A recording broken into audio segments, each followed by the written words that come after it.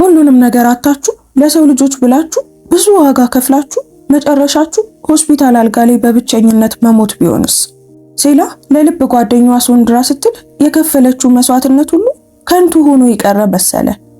አረመኔው የፖፕ ጂዲ ልጅ ከቤቷ አባረራት።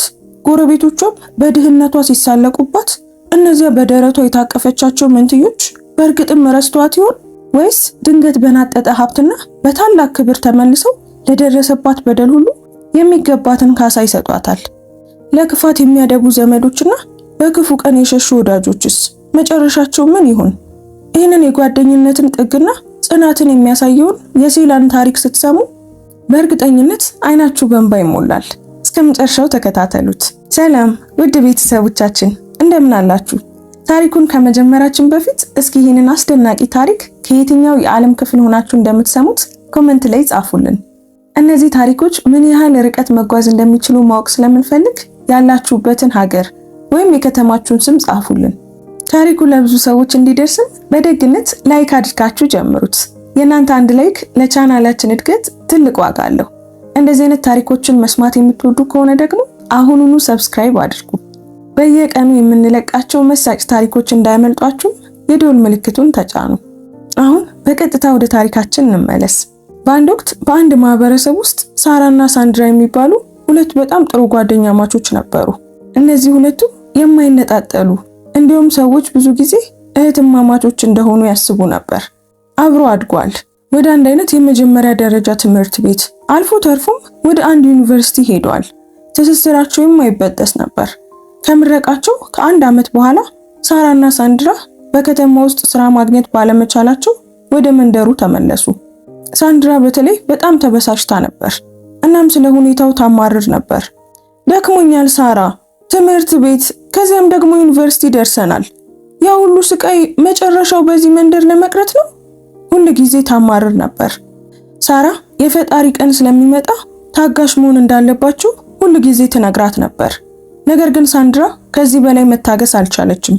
ድንገት አንድ ቀን ሳንድራ ከመንደሩ ጠፋች። ነገር ግን ሳንድራ ከዚህ በላይ መታገስ አልቻለችም። ድንገት አንድ ቀን ከመንደሩ ጠፋች። ሳራም ቢሆን ያለችበትን ቦታ ማወቅ አልቻለችም። ከብዙ ወራት በኋላ ሳራ ቤቱን እየጠረገች እያለ ሳንድራ ድንገት መጣች። ነገር ግን ሳራ የምታውቃት ያቺ ሳንድራ አልነበረችም። ነፍሰ ጡር መሆኗ ብቻ ሳይሆን በጣም ገርጥታ ነበር። ያ ብሩህ ቆዳዋ ጠቁሮ ነበር። ሳንድራ የት ነበርሽ? ምን ሆነሽ ነው? ሳራ ወደ ውስጥ እያስገባቻት ጠየቀቻት። ይቅርታ አድርጊልኝ። ሳንድራ በእንባ በታጀበ ድምፅ በለሰለሰ ሁኔታ አንሾካሾከች። ሳራ በኋላ እንደሚነጋገሩ ቃል ገብታ እንድታርፍ ቦታ ሰጠቻት። ነገር ግን በሚቀጥለው ቀን በማለዳው ሳንድራ በእንቅልፏ ጮኸች። ሳራም በድንጋጤ ተነሳች። ሳንድራን ምጥ ይዟት ነበር።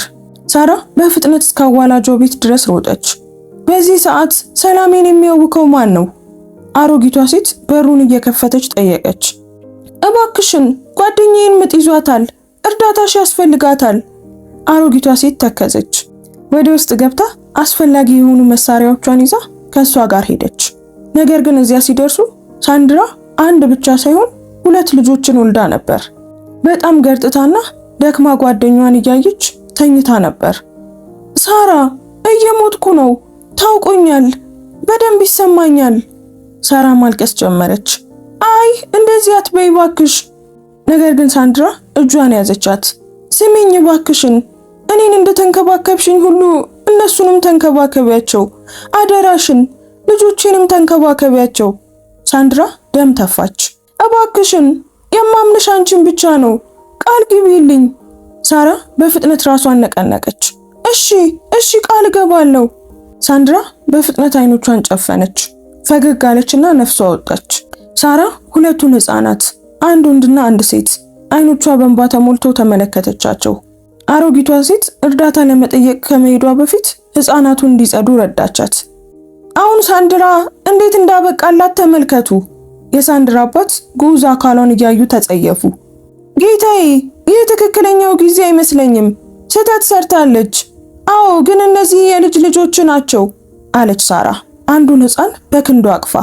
ፈጣሪ ያርቀው፣ ነፍሰ ጡር ሆና ስትመጣ አስቀድመን ነግረናታል። አንቺ የልጅ ልጆች የምታያቸውን ዲቃላዎች በምንም መንገድ አንቀበልም። እዚህ የመጣንበት ብቸኛው ምክንያት ሰዎች እንዳያወሩ ለመቅበር ነው። በቂ አዋርዳናለች። እነሱን ማሳደግ ከፈለግሽ አድርጊው። የሳንድራ እናት የልጇን አስክሬን የተሸከሙትን ወንዶች እየተከተለች ተፋች። ሳራ አሁንም በድንጋጤ ቆማ ነበር። ነገር ግን አይኖቿ ወደ ህፃኑ ሲሄዱ ተጨነቀች። እጮኛዋ እንደ ሌሎቹ ሁሉ ህፃናቱን ይተዋቸው ይሆን? እንደማያደርገው ተስፋ አደረገች። ልጆቹን እንከባከባቸዋለሁ፣ በምችለው መንገድ ሁሉ እረዳሻለሁ። የሳራ እጮኛ ሉክ ከጉዞ ሲመለስ በዚያ ምሽት ነገራት። ሳራም በጣም ደስ አላት። በመጨረሻም ልጆቹ ተቀባይነት አገኙ። ህፃናቱን ትሬቪስ እና ትሬሲ ብላ ሰየመቻቸው። ሳምንታት ወደ ወራት ተቀየሩ። ነገሮች ወደ መጥፎ ተለወጡ። አንድ ቀን ሉክ ሊያነጋግራት ጠራት። ይህንን ማድረግ የምችል አይመስለኝም ሳራ፣ ሰዎች እያወሩ ነው፣ ደካማ ነው እያሉኝ ነው። እባክሽን ልጆቹን መልሺ ወይም ለወላጅ አልባ ህፃናት ማሳደጊያ ስጫቸው። የሳራ ደም ቀዘቀዘ። ይህንን ማድረግ አልችልም። እነሱ ልክ እንደ ራሴ ልጆች ናቸው። ደግሞም ሰዎች ለሚሉት ለምን ይገድሃል? ትክክለኛውን ነገር እያደረግን ነው። በዚህ ቤት ውስጥ ውሳኔ የማስተላልፈው እኔ ነኝ ሳራ። ሉክ ድምፁን ከፍ አድርጎ ተናገረ። ትሬሲን አስደነገጣትና ማልቀስ ጀመረች። ሳራ ወዲያውኑ በክንዶቿ አቅፋ በለሰለሰ ሁኔታ አረጋጋቻት። ራስሽን እንኳን መመገብ አትችይም። ሆኖም ግን ያንቺ ያልሆኑትን ሁለት ልጆች ለማቆየት ትታገያለሽ። ወይ እነዚህን ልጆች ትሰጃለሽ ወይንም ደግሞ አሁኑኑ ከቤቴ ትወጫለሽ። የሳራ አይኖች ፈጠጡ። በዚህ ሰዓት ወዴት እንዴት ትፈልጋለህ? ሉክ ወደ ትንሿ ክፍል ገብቶ በትንሽ ቦርሳ ልብሶቹን ይዞ ተመለሰ እና ወደ ውጭ ወረወረው። ትምህርትሽን አስተማርኩሽ፣ ሆኖም ግን እኔን መምረጥ አልቻልሽም። ለራስሽ ወቂ ከዚህ በኋላ በቀላሉ መለሰላትና በሩን በፊቷ ላይ ዘጋው። ሳራ ትሬሲን በእጆቿ ይዛ ትራቪስን ደግሞ በጀርባዋ አዝላ ትንሿን ቦርሳ ከመሬት ላይ አነሳች። ከግቢው ወጥታ ሄደች። የምትሄድበት ቦታ አልነበራትም። በመንደር ውስጥ ማንም ሰው በቤቱ እንድታድር አይፈቅድላትም። ብቸኛው አማራጭ ወደ ከተማ መሄድ ነበር። እዚያ ሳለች አንዳንድ የሳንድራን ጓደኞች ስለ መንትዮቹ አባት መጠየቅ ትችላለች። ሳራ በከተማዋ ስትደርስ ቀድሞውኑ ጨልሞና ሊዘንብ ነበር። ከመንገዱ አጠገብ ያለ ባዶ የተተወ ሱቅ አየችና ወደዚያው ሄደች። ቦታው ያረጀ ይመስላል፣ ነገር ግን ለሌሊቱ ያላት እሱ ብቻ ነበር። ሳራ ሁለት ነጠላዎችን ደርባ መሬት ላይ አነጠፈች። መጀመሪያ ትሬቪስን ፈታ ከእህቱ ጎን አስተኛችው። ወደ ኋላ ተደግፋ ወንድምና እህት ሲተኙ ተመለከተች። ቢያንስ ለሌሊቱ ስለ ምግባቸው መጨነቅ አልነበረባትም። መራራ ፈገግታ በከንፈሮቿ ላይ ታየ። ልክ እንደ ትናንትናው ተሰማት። ሁለቱም እሷና ሳንድራ እንዳሁን ባሉ የማታ ጊዜያት ተቀምጠው ዘና ይሉ ነበር። ልክ በዚያን ጊዜ ስልኳ ላይ ከሻሮን መልእክት መጣ። ነገ እንድትመጣ የጠየቃቻት አንዷ የሳንድራ ጓደኛ ነበረች። በማግስቱ ጧት የትሬሲ የራብ ጩኸት ሳራንና ትራቪስን ቀሰቀሳቸው። አይዞሽ ትሬሲ፣ አትጨነቂ፣ ቁርስሽን በቅርቡ ታገኛለሽ። ሳራ በክንዶቿ ሰበሰበቻት። ትንሿ ትሬሲ ቃላቷን የተረዳች ይመስል ዝም አለች። ትሬቪስን ከጀርባው አዝላ ቦርሳቸውን በጎን አስቀምጣ ምግብ ፍለጋ ወደ ገበያው ወጣች። ገበያው ከመጠለያው ፊት ለፊት ነበር። ሳራ መንትዮችን እንዴት እንደምትመግባቸው አታውቅም። በትንሽ ጎድጓዳ ሳህን ያለ ገንፎ ለመግዛት የሚያስችል ትንሽ ሳንቲም ነበር ያላት። አመሰግናለሁ። ገንፎ በጠረጴዛው ላይ ከተቀመጠ በኋላ ሳራ ላስተናጋጇ ፈገግ አለች። መጀመሪያ ትሬሲን መገበች፣ ከዚያም ትራቪስን። ሌሎች ደንበኞች አንዳንዶቹ በአድናቆት ሌሎቹ ደግሞ ግድ በሌለው ስሜት ይመለከቷት ነበር። ሳራ በከተማዋ እምብርት ወደሚገኘው የሻሮን ታላቅ መኖሪያ ቤት ሄደች። ሳንድራ በዚህ መንገድ ማለፏ በጣም ያሳዝናል አለች ሻሮን መንትዮቹን እያየች። ግን ታውቂያለሽ፣ ይህ ላንቺ በድብቅ የመጣ በረከት ነው። በእነዚህ ልጆች አማካኝነት ዳግመኛ ድሃ መሆን የለብሽም። ሳራ ፊቷን አጠቆረች። ምን ለማለት ፈልገሽ ነው ስትል ጠየቀች። ሻሮን ፈገግ አለች። ልጆችን ለመውሰድ ፍላጎት ያለው ሰው አውቃለሁ። እድለኛ ነሽ፣ 2 ልጆች አሉሽ። ያ ማለት ደግሞ $1,000,000 በላይ ነው። ሳራ በመራራነት ፈገግ ብላ በቀስታ ተነሳች። ለእርዳታ የተሳሳተ ቦታ የመጣው ይመስለኛል። ከቤት መውጣት ጀመረች። ሞኝ አትሁኚ ሳራ፣ እነዚህ ልጆች ቀድሞውኑ ህይወትሽን እያበላሹት ነው። የሻሮን ድምጽ ተከተላት። ሳራ ችላ አለቻት። በቀትር ላይ ወደ ገበያው ተመለሰች። ትራቪስ በራብና በሐሩር ፀሐይ ምክንያት እንደገና ማልቀስ ጀምሮ ነበር። ጥግ ላይ ያለውን የአካባቢውን የስልክ መሸጫ ሱቅ አየች። ከዚያም ስልኳን አየች እና በቀስታ ወደዚያ ሄደች። ይቅርታ፣ እባክህን ስልኬን ትገዛኛለህ? ገንዘቡ ለልጆቼ ያስፈልገኛል። ሳራ የወጣቱን ትኩረት ሳበች። ስልኩን ወስዶ ያለምንም ፍላጎት መረመረው። በጣም ርካሽ ነው፣ ግን ለልጆችሽ ስል የሆነ ነገር እሰጥሻለሁ። ትንሽ ገንዘብ አውጥቶ እየሰጣት መለሰ። አመሰግናለሁ። ከገንዘቡ የተወሰነውን ወተት፣ ውሃና ዳይፐር ለመግዛት ተጠቀመችበትና ወደ ሱቁ ተመለሰች። ካጸዳዳች፣ ልጆቹን ከመገበችና ካስተኛች በኋላ የቀረውን ሂሳብ አየች። 2000 ናይራ። ቢያንስ የተሻለ መፍትሄ ከማግኘቷ በፊት ለአሁን በትንሽ ነገር መጀመር ትችላለች። በሚቀጥለው ቀን ጧት ሳራ በማለዳ ተነሳች። መንትዮቹን ካጸዳዳች በኋላ ወተት አዘጋጀች። ትራቪስን በጀርባዋ ትሬሲን ደግሞ በደረቷ አዝላ ወደ ገበያው መራች። ግማሽ ቅርጫት ቲማቲም ገዝታ የተወሰነውን በሳህን ላይ አድርጋ ገበያ ውስጥ መዞር ጀመረች። በየአቅጣጫው ገዢዎችን እየጠራች ፀሐዩ በጣም ሲበረታ ወይም ልጆቹን መመገብ ሲያስፈልጋት እረፍት እየወሰደች እንደገና ለመዞር ትመለሳለች። እንደ ዕድል ሆኖ መንትዮቹ ሁኔታዋን የተረዱ ይመስል ብዙም አያለቅሱም ነበር። ለ3 ወራት 2 ህፃናትን በጀርባዋና በደረቷ አዝላ ቲማቲም የምታዞር ሴት ከተማ ውስጥ የታወቀ ትዕይንት ሆነች። በሄደች ቁጥር የገበያ ሴቶች ያለማቋረጥ ያወሩ ነበር። ለነሱ እሷ በሌጎስ ከተማ ያለች ሌላ ግድ የለሽ ሴት ነበረች። ይህ ለጓደኞቿ ትምህርት ነው። በሚቀጥለው ጊዜ እግሮቿን ለማንኛውም ሰው አትከፍትም። አንድ ቀን ጠዋት ገበያ ላይ አንዲት የፍራፍሬ ሻጭ ለጓደኛዋ ስትናገር ሳራ ሰማች። ነገር ግን እንደ ሁልጊዜው ራሷን ቀና አድርጋ በትኩረት ቀጠለች። ቢያንስ በትንሽ ንግዷ ትንሽ ምድጃና ለመንትዮቹ ጥቂት ልብሶችን መግዛት ችላ ነበር። አንድ ቀን ከሰዓት በኋላ ሳራ በፀሐይ ስር ቲማቲሟን እያዞረች ስትሸጥ አንድ ወጣት አዛውንትን ሲቆጣ አየች። ብዙ ሰዎች በደስታ ቆመው ይመለከቱ ነበር። ገንዘቤን ስጠኝ አንተ ሽማግሌ! የታክሲ ሹፌሩ ሰውየውን በደረቱ ይዞ በቁጣ ጮኸ። ይቅርታ ልጄ፣ እባክህን አውቶቡስ ውስጥ እያለው ገንዘቤ ተሰርቆብኝ ነው፣ ግን ልጄን ደውዬ እንዲከፍልህ አደርጋለሁ። አዛውንቱ በልመና መለሱ። የታክሲ ሹፌሩ አፌዘባቸው። ሰውየውን ገፋቸውና መሬቱ ላይ ወደቁ። ሳራ በፍጥነት ወደ እሳቸው ዞራ ደገፈቻቸው። ይህ ሰውዬ አባትህ ለመሆን የሚያበቃ እድሜ ያለው፣ ቢያንስ የተወሰነ ክብር ስጠው! በቁጣ ጮኸችበት። ማንም እዚህ አልጠራሽም ሴትዮ! አጉረመረመ። ስንት ነው የሚያስፈልገው? 500 ናይራ። ሳራ ወደ ኪሷ እጇን ዘረጋች። የነበራትን የመጨረሻ የብር ኖት ሰጠችው። የታክሲ ሹፌሩ እሷ ላይ አፈጠጠባት። ከዚያም አዛውንቱ ላይ። የቲማቲም ሳህኑን መሬት ላይ ሰባብሮት ሄደ። ሳራ በፍጥነት ወደ ሰውየው ሮጠች። የታክሲ ሹፌሩ እሷ ላይ አፈጠጠባት። ከዚያም አዛውንቱ ላይ። የቲማቲም ሳህኑን መሬት ላይ ሰባብሮት ሄደ። ሳራ በፍጥነት ወደ እሱ ሮጠች። የእንባ መቆርቆር በአይኖቿ ጀርባ ተሰማት። ስለ ቲማቲሞችሽ አዝናለሁ። አዛውንቱ የቀሩትን ያልጠፉትን ቲማቲሞች እንድትለቅም ረዷት። ደህና ነኝ፣ ችግር የለውም፣ መንገድ እፈልጋለሁ። ግን እርሶስ እዚህ አካባቢ ነው የሚኖሩት? ስትል ጠየቀቻቸው። አዛውንቱ ራሳቸውን ነቀነቁ። ከውድቀቱ በኋላ በትክክል መራመድ አቅቷቸው ነበር።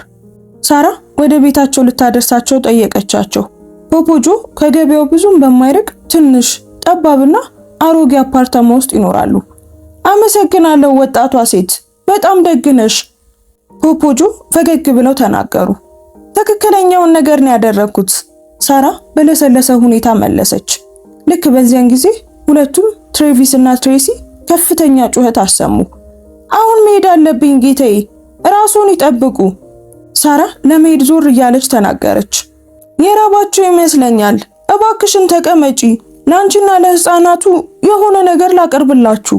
ሳራ የቲማቲም ሶስ ያለበትን የተቀቀለ ድንች አብልታቸው ስትጨርስ ውጪ ቀድሞውኑ ዝናብ እየዘነበ ነበር። ፖፖጆ ሳራ ወደ ውጭ ደጋግማ ስታይ ምን ያህል እንደተጨነቀች አስተዋሉ። ልጄ የሆነ ነገር አለ ሲሉ ጠየቋት። ሳራ በለሰለሰ ሁኔታ ፈገግ አለች። መጠለያዬ አሁን በውሃ ተጥለቅልቆ መሆን አለበት። ፖፖጆ ፈገግ አሉ። ደህና፣ እዚህ መሆንሽ ጥሩ ነው። ምናልባት ልጆቹ የሚታመሙ ይሆናል። ሳራ በመስማማት ራሷን ነቀነቀች። በመጠለያ ውስጥ ለብርድና ለትንኝ ተጋልጣ ባሳለፈቻቸው ወራት ሁሉ ልጆቹ አለመታመማቸው የሚገርም ነበር። ጥቂት ትኩሳት ብቻ ነበራቸው፣ ግን ከባድ አልነበረም። ከኔ ጋር መተሽ እዚህ መኖር ትችያለሽ። አንዳንድ ጊዜ ብቸኝነት ይሰማኛል። አንቺና ልጆቹ ጥሩ ጓደኛ ትሆኑኛላችሁ። የሳራ አፍ በድንጋጤ ተከፈተ። ግን ልጁስ እሱ ይስማማል ስትል ጠየቀች። አዎ፣ ስለሱ አትጨነቂ። እኔ ልጅ እንደሌለው ሽማግሌ ነኝ። ፖፖጆ በቸልታ መለሱ። ሳራ ከፈገግታ ጀርባ ያለውን ትልቅ ህመም አየች። አመሰግናለሁ ፖፖጆ። ሳራ በሰፊው ፈገግ አለች። ፖፖጆም ፈገግ ብሎ እጃቸውን አወናጨፉ። ከጥቂት ሳምንታት በኋላ ሳራ በፖፖጆ አፓርታማ ውስጥ ሙሉ በሙሉ ተላመደች። ፖፖጆ የመንትዮቹ አያት ሆኑ እና አፓርታማው ቤታቸው ሆነ። እሳቸው በትንሽ መነሻ ካፒታልና በገበያ ውስጥ ባለው አሮጌ ሱቃቸው ረዷት። እዚያም የቁርስ ንግዷን ጀመረች። ጊዜው በፍጥነት አለፈና ከብዙ ዓመታት በኋላ ትሬሲና ትራቪስ ወደ ቆንጆ ሴትና መልከ መልካም ወንድ ልጅ አደጉ። ሳራን በጣም ይወዷት ነበር። ሳራ በትንሽ ንግዷ ምቾት እንዲሰማቸው ለማድረግ የምትችለውን ሁሉ አደረገች። ወደ አካባቢው ትምህርት ቤት ላከቻቸው። ታዛዥ ነበሩ። በገበያ ውስጥ ባለው ትንሽ ቦታ ላይ ሳራን ያግዟት ነበር። ትራቪስ አንዳንድ ጊዜ ቤተሰቡን ለመርዳት በየቦታው የቀን ስራዎችን ይሰራ ነበር። ከዚህ በተጨማሪ ትሬቪስ እና ትሬሲ ጎረቤቶቻቸው የሚወዱት የሚያምር ስጦታ ነበራቸው። እነርሱ በጣም ጥሩ ዘፋኞች ነበሩ። በየቀኑ በሳራ ስራ ቦታ ደንበኞችን ለመሳብ ይዘፍኑ ነበር እና ከሰዎች የሚሰጣቸው ትርፍ ሳንቲም ያገኙ ነበር። ሰዎች ሳራን ስለ አሳዳጊነቷና እነሱን በማግኘቷ ምን ያህል እድለኛ እንደሆነች ማሞገስ አያቆሙም ነበር። ሳራ ፈገግ ብቻ ትል ነበር። መንትዮቹን ባየሽ ቁጥር ለሳንድራ የገባችውን ቃል የመጠበቅ ፍላጎቷ ጽኑ ሆኖ ቀጠለ። አንድ ምሽት ሳራና መንትዮቹ ለንግድ ከቤት ሊወጡ ሲሉ ድንገት አንድ ጥቁር ውድ መኪና በፖፖጆ አፓርታማ ፊት ለፊት ቆመ እና አንዲት ሴት ወረደች። እማዬ፣ እንግዳ እየጠበቀን ነው? ትሬሲ እርግጠኛ ባልሆነ ስሜት ጠየቀች። ሳራ ቅንድቧን ሰበሰበች። እኔ የማውቀው አይደለም። መልካም ቀን ለሁላችሁም። የትሬሲና የትሬቪስ እናት ወይዘሮ ሳራ እርሶ ኖት? ሴትየዋ ጠየቀች። አሁን ምን ልርዳሽ? ሳራ በለሰለሰ ሁኔታ መለሰች። እኔ ቤሊንዳ ነኝ። አሜሪካ የምኖር የሙዚቃ ተሰጥኦ ስራ አስኪያጅ ነኝ። ከጥቂት ሳምንታት በፊት አንድ ሰው የልጆችሽን ቪዲዮ በኢንተርኔት ላይ ለጥፎት ነበር። ትልቅ ተሰጥኦ ይታየኛል። እናም ህልማቸውን እንዲያሳኩ ልረዳቸው ፈልጋለሁ። ቤሊንዳ ቪዲዮውን አሳየቻቸው። ሳራና መንትዮቹ ግራ በመጋባት እርስ በርሳቸው ተያዩ። በእርግጥም ትሬሲና ትራቪስ ነበሩ። በኢንስታግራም ላይ ከ500 ሚሊዮን በላይ እይታዎችና ስፍር ቁጥር የሌላቸው ላይኮች ነበራቸው። ትሬሲ እየዘለለች ወንድሟንና ሳራን አቀፈች። ይህ ካርዴ ነው። ልትደውሉልኝ ወይም በማንኛውም መንገድ ስለኔ ለማረጋገጥ መሞከር ትችላላችሁ። ከሁላችሁም በጎ ምላሽ እንደማገኝ ተስፋ አደርጋለሁ። ይህ በጣም ትልቅ እድል ነው። ቤሊንዳ ይህንን ተናገረችና ወደ መኪናው ገብታ ሄደች። ሳራ አሁንም ካርዱን እያየች በድንጋጤ ቆማ ቀረች። ትሬቪስና ትሬሲ አሁንም በደስታ እርስ በርሳቸው እየተቃቀፉ ነበር። በዚያ ምሽት ሳራ ሳሎን ውስጥ ተቀምጣ በፍጹም መተኛት አልቻለችም። የቤሊንዳ ጥያቄ በጆሮዋ ላይ እየተደጋገመ ነበር። አሁንም ስለ ልጆቹ እያሰብሽ ነው? ፖፖጆ ከጎኗ እየተቀመጡ በቀስታ ጠየቋት። ይህ ህልማቸው እንደሆነ አውቃለሁ እና ሲሳካ በማየቴ ደስተኛ ነኝ፣ ግን ደግሞ ተጨንቄያለሁ። እኔ ልከታተላቸው የማልችልበት ራቅ ያለ ቦታ ሊሄዱ ነው።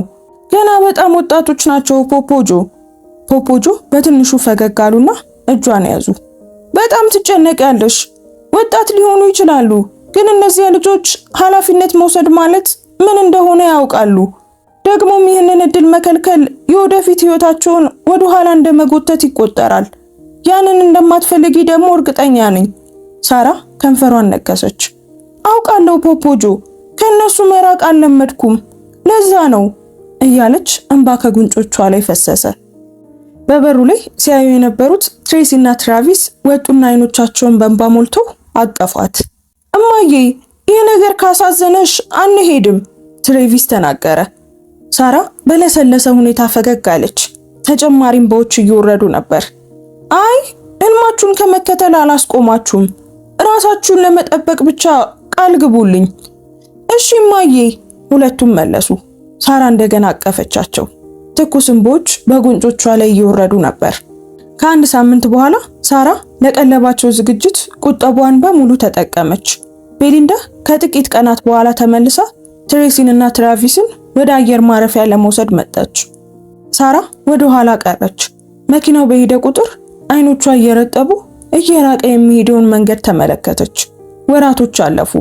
ሁልጊዜም በስልክ ብታናግራቸው ከልጆቹ መራቅን ለመላመድ ተቸገረች። በደረቷ ላይ ያለውን ክፍተት ለመሙላት ምንም አልረዳትም ነበር። ከዚያም በስድስተኛው ወር ልታገኛቸው አልቻለችም። ደጋግማ ደወለች፣ ነገር ግን ስልካቸው አይሰራም። ሳራ፣ በእነዚያ ልጆች ላይ ተስፋ መቁረጥ አለብሽ። ፈጽሞ ወደ አንቺ አይመለሱም። ለእንደዚህ አይነት ልጆች ይህ የተለመደ ነገር ነው። አንዲት ጎረቤት ሴት አንድ ቀን በንግድ ቦታዋ ላይ ነገረቻት። ሳራ ፊቷን አጨማደደች። እንደዚህ አይነት ልጆች ስትይ ምን ማለትሽ ነው ስትል ጠየቀቻት። ሴትዮዋም ሳቀች። እነዚያ ልጆች በደም ያንቺ እንዳልሆኑ አስቀድመን እናውቃለን። የጓደኛዬ ልጅ አሜሪካ ውስጥ በቲቪ አይቷቸዋል። በጣም አምሮባቸዋል። መልካቸውም ተቀይሯል። አነጋገራቸውም ተቀይሯል። ቀድሞውኑ ገንዘብ እያገኙ ከሆነ ለምን ሊልኩልሽ አልሞከሩም ስትል ጠየቀቻት። ሳራ ችላ ብላ በስራዋ ላይ አተኮረች። እባክሽን በራስሽ ጉዳይ ላይ አተኩሪ። ሴትዮዋ እንደገና ሳቀች። እኔ የምመክርሽ ኩራትሽን ትተሽ ሁሉም ሰው የናቃቸውን ልጆች በመንከባከብሽ ምን ያህል ሞኝ እንደነበርሽ እንድትረጁ ብቻ ነው። ሳራ የሴትዮዋን ንግግር ጆሮ ዳባ ልበስ አለችው። ነገር ግን ወራት እያለፉ ሲሄዱ ጭንቀቷ ጠነከረ። ልጆቹን ለማግኘት ያልሞከረችበት አንድም ነገር የለም። አንዳንድ ጊዜ የብሬንዳን ስልክ ትሞክራለች፣ ግን አይሰሩም። ከሁሉም የከፋው ደግሞ ያረጋጋት የነበረው ፖፖጆ በጠና ታሞ ሆስፒታል ገባ። ሳራ ሆስፒታል ውስጥ ምግብ ልትሰጠው በሄደችበት ሰዓት ፖፖጆ ቀድሞውኑ አርፎ ነበር። አስክሬኑም በልጁ ተወስዶ ነበር። ስለ ቀብር ስነ ስርዓቱ ማንኛውንም መረጃ ለመጠየቅ ሞከረች፣ ነገር ግን የሚነግራት አላገኘችም። አንድ ቀን ጧት ሳራ ሌሊቱን ሙሉ ስታለቅስ አድራ ሳሎን ውስጥ እንቅልፍ ወስዷት እያለ በሩ በድንገት ሲንኳኳ ሰማች። ወዲያውኑ አይኖቿ ተከፈቱ። ልጆቿ በሩ ላይ ያሉ መስሏት በፍጥነት ወደ በሩ ሮጠች። ነገር ግን የመጣው ማን እንደሆነ ስታይ ፈገግታዋ ጠፋ። አባዬ፣ ይህንን ሁሉ ጊዜ አብሮት የሚኖር ሰው እንዳለ አላውቅም ነበር። በአርባዎቹ ዕድሜ ውስጥ የሚገኝ ሰው ሳራን በማይመች ሁኔታ እያያት ወደ ውስጥ ገባ። በዚያን ጊዜ ነበር የፖፖጆ ልጅ ጆርጅ መሆኑን ያወቀችው። እንኳን ደህና መጡ ጌቴ፣ እባክዎ ይቀመጡ። ሳራ በፍርሃት ወደ ሶፋው ጠቆመች። የማቀርብሎት ነገር ይፈልጋሉ? ውሃ ብቻ ይበቃኛል፣ የፖፖጆ ልጅ መለሰ። ሳራ ራሷን ነቅንቃ ውሃ ለመቅዳት ወደ ኩሽና ሄደች። ውሃውን እየቀዳች ሳለ ሰውየው ኩሽና ውስጥ ተከተላትና በሩ ላይ ቆሞ ይመለከታት ጀመር። ከኩሽናው ለመውጣት ስትዞር እሱን እዚያ በማየቷ ብርጭቆ ከእጇ ሊወድቅ ጥቂት ብቻ ቀረው። ጆርጅ በለሰለሰ ሁኔታ ፈገግ አለላት። ከዚያም እጆቹን አጣጥፎ እንዲህ አላት፣ ታውቂያለሽ፣ ዛሬ እዚህ የመጣሁት ዋና ዓላማዬ ውድ አባቴ ስለሌለ ይህንን ቤትና ገበያ ውስጥ ያለውን ትንሽ መጠለያ ለመሸጥ ለማዘጋጀት ነው። ምን? የሳራ አይኖች በድንጋጤ ፈጠጡ። ግን ጌታዬ፣ እባክዎን እንደዚህ ያድርጉ። እኔ እዚህ ነው የምኖረው። ይህ ቤት መተዳደሪያዬ ነው። ግን አሁን አንቺን ስመለከትሽ ሐሳቤን እየቀየርኩ ነው። ላንቺ የሚሆን ሌላ መንገድ ሊኖር ይችላል አላት። ጥቂት እርምጃዎችን ወደሷ እየቀረበ ቀረበና በተንኮል ፈገግ አለ። ከዚህ መልቀቅ አልችልም ጌታዬ። ጆርጅ የፀጉሯን ዘርፍ ሊነካ ሞከረ። ነገር ግን ሳራ ወደ ኋላ ፈገፈገች። የሚያይበትን መንገድ አልወደደችውም። ሳራ በጣም ቆንጆ ሴት ነሽ። ይህንን ውበትሽን ተጠቀሚበት። አንቺን መቅመስ እፈልጋለሁ። አይ ጌታዬ፣ እኔ ምንም ፍላጎት የለኝም። እሺ፣ እንደዛ ከሆነ ቤቱንና መጠለያውን በኪራይ ለመውሰድ ፈቃደኛ ነሽ? እባክዎን ትንሽ ጊዜ ብቻ ይስጡኝ ስትል በጽናት መለሰች። የጆርጅ አይኖች ወዲያውኑ ጨለሙ። ምን ያህል ምስኪን ሴት ነሽ! እንደ አባቴ ካለ አሮጌ ሽማግሌ ጋር ተኝተሻል። እኔን ግን እምቢ ትያለሽ ሲል ጠየቃት። የሳራ እጆች ብርጭቆውን አጥብቀው ያዙት። ከአባት ጋር እንደዚህ አይነት ግንኙነት ኖሮን አያውቅም ስትል በግልጽ ተናገረች። ጆርጅ ከት ብሎ ሳቀ። ይህንን የማይረባ ወሬ አትንገሪኝ። አባቴ ደግ ሳምራዊ አልነበረም። ምናልባት ጥቂት እንኳን ተንከባክቦ ቢኖር ኖሮ እንደዚህ አትልም ነበር።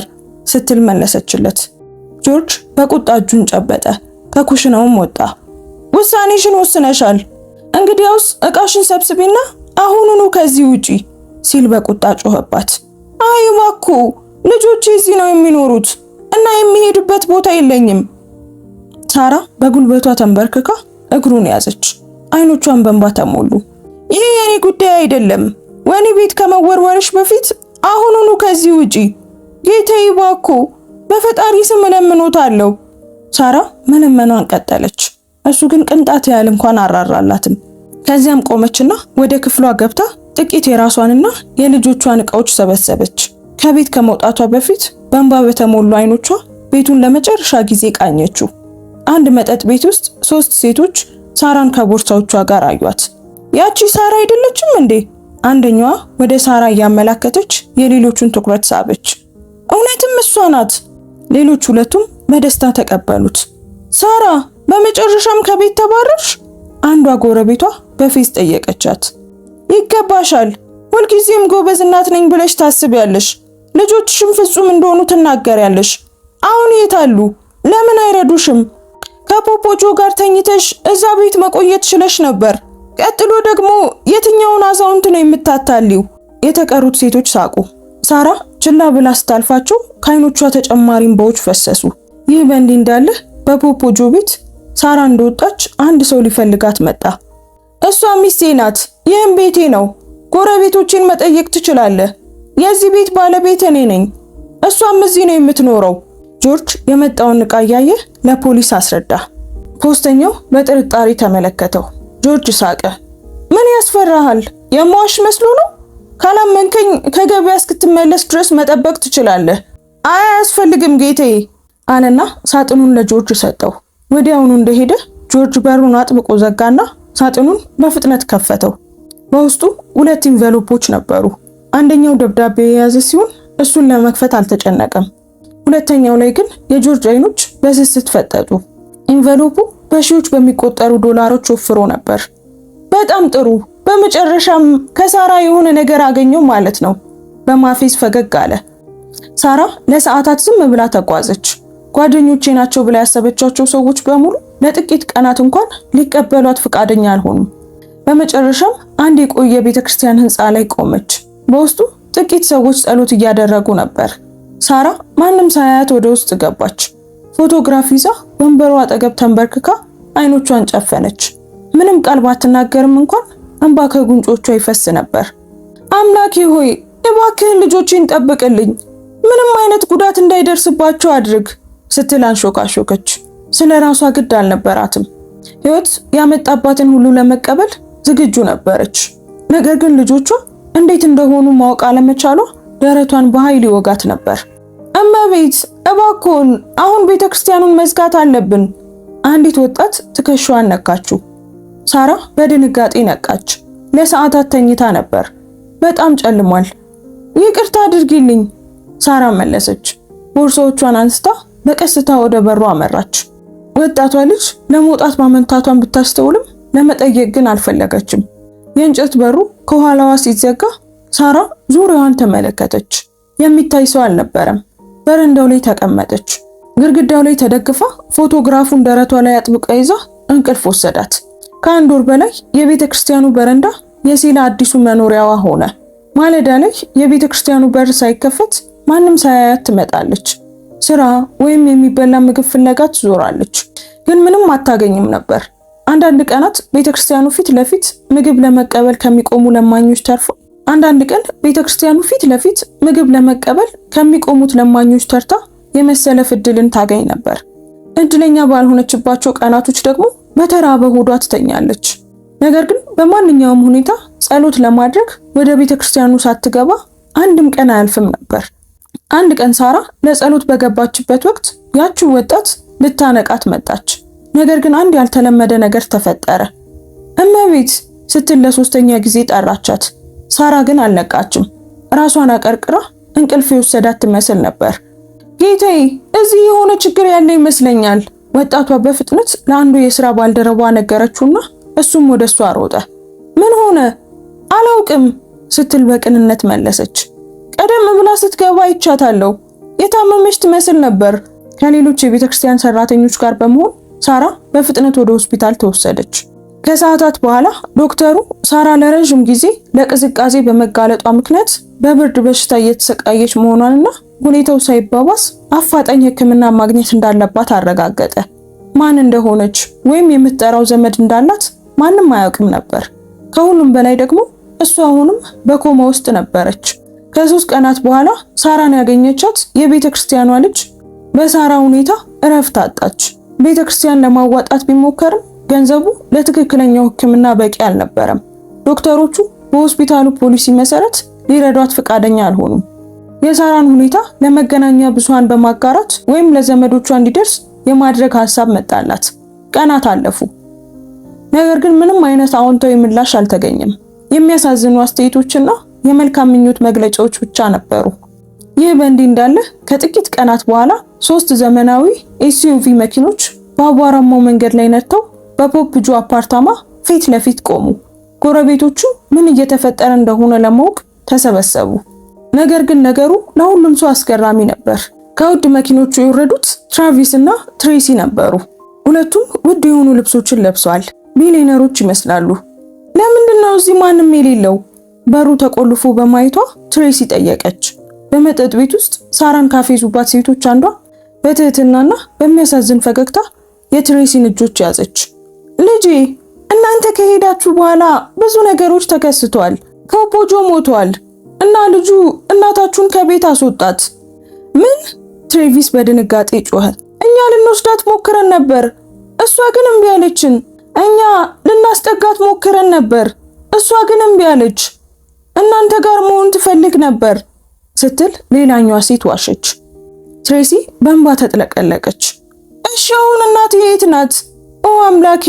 ትሬቪስ እህቱን አቀፈ። የራሱን እንባ በነፃነት እንዲፈስ ፈቅዶ ነበር። ይህንን ብታዩ ጥሩ ይመስለኛል።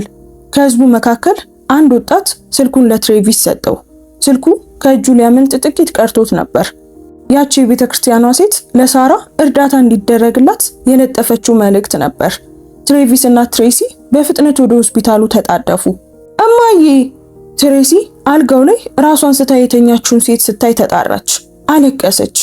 በጣም ይቅርታ እማዬ፣ ቶሎ መመለስ ነበረብን። ትሬሲ እናቷን አጥብቃ እያቀፈች የበለጠ አለቀሰች። ሕክምናው በጣም ውድ ነው፣ ጊዜውም እያለቀባት ነው አለ ዶክተሩ። ዶክተር፣ ስራህን መስራት ብቻ ነው የሚጠበቅብህ። ስራህን መስራት ብቻ ነው የሚጠበቅብህ ዶክተር። ትሬቪስ ስሜቱን መቆጣጠር አቅቶት በአረጋዊው ሰው ላይ ጮኸ። እንዴት እንደዚህ ጨካኝ ትሆናላችሁ? በእናቴ ላይ የሆነ ነገር ቢፈጠር የሆስፒታልና ሰራተኞች በሙሉ ተጠያቂ ይሆናሉ ሲል እንባ በተሞሉት አይኖቹ ተናገረ። ዶክተሩ አንገቱን ደፍቶና ራሱን ነቅንቆ ሕክምናውን ጀመረ። ትሬሲ የእናቷን እጆች ይዛ አይኖቿ ቀልጠውና አብጠው በለሆሳስ ተናገረች። የሆነ ነገር ቢፈጠር ራሴን በፍጹም ይቅር ማለት አልችልም። ሕክምናው የተሳካ ነበር። ነገር ግን ሳራ ከልክ ያለፈ ጭንቀት የተነሳ አሁን ሙሉ በሙሉ አልነቃችም ነበር። ምንም መጥፎ ነገር አይደርስባትም፣ በጣም አረፈደም ብዬ ተስፋ አደርጋለሁ ሲል ዶክተሩ በጽናት መለሰ። ልክ በዚያው ቅስፈት የሳራ እጆች ተንቀሳቀሱ። ትሬሲ ደነገጠች። እማዬ! ትራቪስ ተጣራ። ሳራ አይኖቿን በቀስታ ከፈተች። በልጆቿ ላይ ባረፉበት ቅስፈት በከንፈሮቿ ላይ ሞቅ ያለ ፈገግታ ታየ። አንዲት ጠብታ እንባም ወረደ። ሁለቱም መንትዮች እንዳትሄድባቸው በመፍራት አጥብቆ አቀፏት። ይቅርታ አድርጊልን አሏት። ሳራም እንባዋን መቆጣጠር አልቻለችም። ምንም እንኳን ቢደክማትም እጆቿ ልጆቿን አጥብቀው ይዘዋል። እናንተን ስለመለሳችሁ ፈጣሪን አመሰግነዋለሁ። በሚቀጥለው ሳምንት ሳራ በፍጥነት አገገመች። ይህም ዶክተሮቹንና ነርሶቹን አስገረመ። ከልጆቿ ጋር ያለማቋረጥ አወራች፣ ሁሉንም ዝርዝሮች እና በእነዚህ ወራት ውስጥ ግንኙነታቸው ለምን እንደተቋረጠ ነገሯት። ስራ አስኪያጃቸው ስልካቸውን ቀምቶ ከዘፈናቸውና ከትርኢታቸው ያገኙትን ገቢ ሁሉ ይዞ ጠፍቶ ነበር። ባለፈው ወር ፖሊስ እስኪያገኘው ድረስ ስራ አስኪያጃቸው ስልካቸውን ቀምቶ ከዘፈኖቻቸውና ከትርኢቶቻቸው ያገኙትን ገንዘብ ይዞ ጠፍቶ ነበር። ትሬሲ የላኩትን ሳጥን ስትጠቅስ ሳራ ስለሱ ምንም የምታውቀው ነገር አልነበራትም። ነገር ግን ጆርጅ በእርግጠኝነት እንደወሰደው ያለምንም ጥርጥር ደመደመች። ሳራ ስለ ፖፕ ጆ ሞትና ስለ አንዳንድ ሁኔታዎች ነገረቻቸው። በጣም የሚያሰቃዩትን ግን ትታቸዋለች። ሳራ ከሆስፒታል በወጣች ማግስት ትሬቪስ እናቱንና እህቱን ወደ ቤት ወሰዳቸው። ሳራ ልታምነው ወደማትችለው ቦታ። ልጆቼ እዚህ ምን እናደርጋለን ስትል ጠየቀች። ሁለቱም ወደ አንድ ትልቅ መኖሪያ ቤት እያስገቧት ነበር። እንዲህ ያለውን ቤት በፊልም ብቻ ነበር የማውቀው። ነጭ ቀለም የተቀባ ጥግ ላይ ፏፏቴ ያለው እና በመኪና መንገዱ ላይ የቆሙ በርካታ መኪኖች። ይህ ቤታችን ነው እማዬ፣ ትሬሲ በፈገግታ መለሰች። ግን እኮ ይህ በጣም ብዙ ነው አለች ሳራ። አሁንም በድንጋጤ ውስጥ ሆና ነበር። የቤቱ ውስጠኛ ክፍል ራሱ የምድር ገነት ይመስል ነበር። ነጭ የእብነበረድ ወለሎች፣ የሚያምሩ የግድግዳ ዲዛይኖች እና ሰው ለመቀመጥ እንኳን የሚፈራቸው ውድ ግርማ ሞገስ ያላቸው ወንበሮች። እማዬ አንቺን ለማስደሰት ካሰብነው አንጻር ምንም አይደለም። እዚህ ትንሽ ጠብቂኝ። ትሬቪስ ፈገግ ብሎ ወደ ላይ እየሮጠ ሄደ። የሳራ ቅንድቦች ተሰበሰቡ። ቆይ እናንተ ሁለታችሁ ምን እያሰባችሁ ነው ስትል ትሬሲን በጥርጣሬ ጠየቀቻት። እማዬ ጠብቂኝ። ብዙም ሳይቆይ ትሬቪስ ፋይል ይዞ መጣና ለእናቱ ሰጣት። ሳራ በቀስታ ከፈተችው። አይኖቿ በእንባ ረጠቡ። ሰነዱን ስትይዝ እጆቿ ተንቀጠቀጡ። እማዬ የዚህን ቤትና በሌሎች ከተሞች ውስጥ የሚገነቡ 3 ሌሎች መኖሪያ ቤቶችን ባለቤትነት ላንቺ እየሰጠንሽ ነው። መኪኖቹ ሁሉም ያንቺ ናቸው። ሳራ በእንባ ተሞልታ ተንቀጠቀጠች። ይህ ሁሉ ምንድነው? በጣም ይበዛል ስትል አንሾካሾከች። ትሬቪስ እና ትሬሲ እጆቿን ያዙ። ጥሩ እናትና ጥሩ ጓደኛ ስለሆንሽ እናመሰግንሻለን፣ ሁለቱም በአንድ ድምጽ ተናገሩ። ሳራ በህይወት ዘመኗ ሁሉ የዚህን ያህል ተደስታ አታውቅም ነበር። እሷና ልጆቿ የፖፕ ጆን መቃብር ጎበኙ። አፓርታማውን ከጆርጅ ገዝተውታል። እሱም ስርቆቱን ከፈጸመም በኋላም ቢሆን ገንዘቡን ለመቀበል ድፍረት አልጎደለውም ነበር። የቀድሞ ጎረቤቶቻቸው የተቀሩትን ዕቃዎች ለመሰብሰብ ከመኪናዋ በወረደችበት ቀን ሳራን ሊያውቋት አልቻሉም። አብዛኞቹ በአፍረት ይመለከቱ ነበር እና በዝምታ ያንሾካሹካሉ እንጂ ማንም ሊቀርባት አልደፈረም። ትሬሲና ትሬቪያ ለፖፕ ጆ የመጨረሻ ክብራቸውን ሲሰጡ ሳራ ወደ ሰማይ ተመለከተች። የማቷ ፀሐይ እየጠለቀች ነበር። ሳንድራ በምድር ላይ ያመጣሻቸውን መላእክት ለማየት እዚህ ብትሆኚ ደስ ይለኝ ነበር። በለሰለሰ ሁኔታ ፈገግ አለች። አንድ ጠብታ እንባ በፊቷ ላይ ወረደ፣ ግን በፍጥነት ጠረገችው። የትም ብትሆኚ ደስ እንዳለሽ ተስፋ አደርጋለሁ። ሁልጊዜም እንከባከብልሻለሁ እንደገና ቃል ገባች። ልክ በዚያን ጊዜ ስልኳ ሲጠራ ንግግሯን አቆመች። የማታውቀው ቁጥር ነበር። እያቅማማች አነሳችው። እንዴት ነሽ ሳራ? ሳራ እርምጃዋን አቆመች። ብዙ ዓመታት ቢያልፉም ድምጹን አወቀችው። ስለ ልጆቼ ማውራት አለብን። ሳራ ጉሮሮዋ ላይ የሆነ ነገር ሲያንቃት ተሰማት። የሳንድራ እናት ነበረች። አሁን ስለ መንትዮቹ እየጠየቀች ነው። ሳራ ጥቂት ርቀት ሄደችና መለሰች። ምን ፈልገሽ ነው? ልክ እንደ ትላንትናው አስታውሳለሁ። ባለቤትሽ ስለ እነሱ የተናገረውን አስታውሳለሁ። ዲቃላ ብላችኋቸው ነበር ወይስ አሁን ፈጣሪ ሲባርካቸው እናንተም ተጠቃሚ ለመሆን ስለፈለጋችሁ ነው የልጅ ልጆቻችሁ ብላችሁ ምትጠሯቸው? ስሜቷን መቆጣጠር አቅቷት ቃላቶች እየተዘበራረቁባት ተናገረች። የሳንድራ እናት ፊት ጠነከረ። እንደዛ አታውሪ ሳራ፣ እነዚያ ልጆች በምንም መንገድ ካንቺ ጋር ዝምድና የላቸውም። ልጆቹን መልሽልኝ፣ ካልሆነ ግን እመጣብሻለሁ። እንግዲያውስ የሳንድራ እናት እንድትመጪ ጠብቅሻለሁ። ግን ይሄንን በሚገባ ወቂ። በማንኛውም ሁኔታ ከኔ ሞት በኋላ ነው ወደ እነሱ እንድትቀርቢ የምፈቅድልሽ። ስልኩን በፍጥነት ዘጋችው። ይህ ቀን እንደሚመጣ ሁልጊዜም ታስብ ነበር። በተለይም አሁን ትሬቪስ እና ትሬሲ ሀብታምና ዝነኛ በሆኑበት ወቅት። እማዬ ያቺ አያታችን ነበረች አይደል? ሳራ ደነገጠች። ልቧ በደረቷ ውስጥ በኃይል ይመታ ነበር። ዞር ስትል ትሬቪስ እና ትሬሳ ከኋላዋ ቆመው አየች። ሳራ ከምን እንደምትጀምር አላወቀችም። የፊታቸው ገጽታ እውነቱን እንደሚፈልጉ ይነግራት ነበር። እውነቱን ለመናገር እሷም ራሷን ነፃ ማውጣት ትፈልግ ነበር። የወለደቻቸውን እናታቸውን ማወቅ ይገባቸዋል። ተጠጋችና እጆቻቸውን በለሰለሰ ሁኔታ ያዘች። መጀመሪያ ወደ ቤት እንሂድ፣ ከዚያ ሁሉንም ነገር እነግራቸዋለሁ። እውነቱን መደበቅ አያስፈልግም እማዬ፣ አንቺ የወለድሽን እናታችን እንዳልሆንሽ እናውቃለን። ትሬቪስ በለሰለሰ ድምፅ ተናገረ።